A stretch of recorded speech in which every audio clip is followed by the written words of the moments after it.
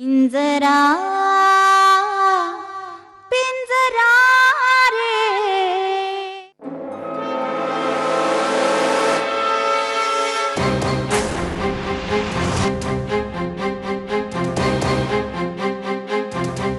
इतक्या रात्री तू इथे काय करतेस ना? मला झोप येत नव्हती ना, म्हणून मी तुमच्याशी बोलायला आले. तू काय लहान आहेस का नारायणी?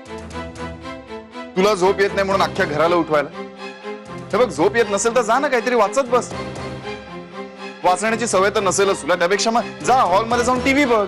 तसं नाही रे वीर, मला वाटलं की तुमच्याशी बोलल्यावर मला थोडं बरं वाटेल म्हणून. नारायणी, आता आमच्याकडे तुझ्याशी बोलता यावा असा कुठलाही विषय नाही. ठीक आहे, मग आपण एक काम करायचं का, सगळे मिळून हॉलमध्ये बसू. फुबाईफूचा रिपीट टेलिकास्ट लागला असेल, मजा येईल. हे बघ नारायणी, आमचं आजचं फुबाईफू बघून झालंय, त्यामुळे हात जोडून विनंती करतो की बाई आता जा, तू निघ. ठीक आहे.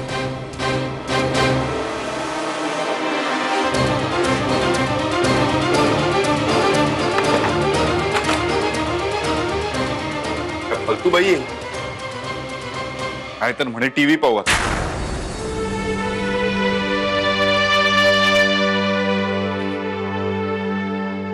वीर, ती आपल्या दरवाजाबाहेर कधीपासून असेल आणि काय करत असेल ती?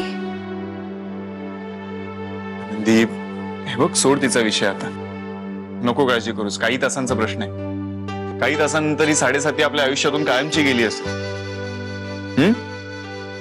झोप आता शांतपणे.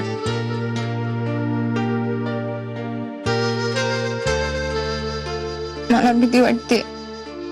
भीती कशाची? नारायणी बरोबर टीव्ही पाहण्याची? तिचीच भीती वाटते. मग अजिबात घाबरू नकोस, मी आहे ना.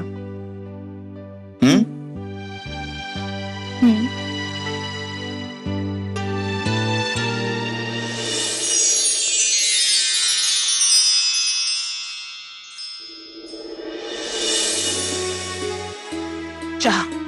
हा सरस्वती, बरं झालं तू आलीस. माझा जरा गोंधळच उडालाय. मला जरा सांग बरं, मी काय घालू ते? चहा गार होतो. चहा प्यायला कुठे वेळ आहे मला?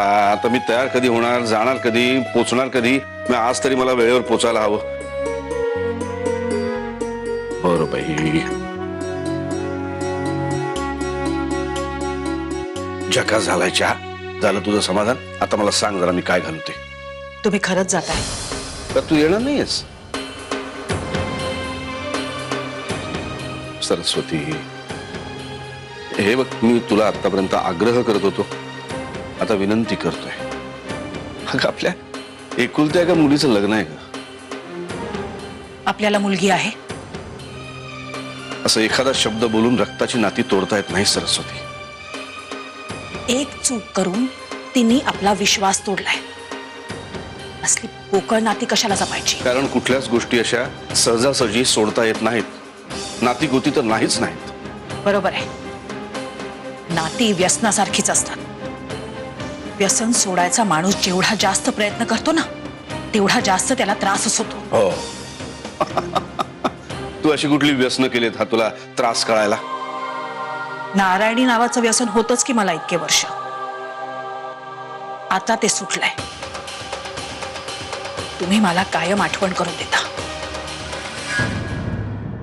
पिंजरा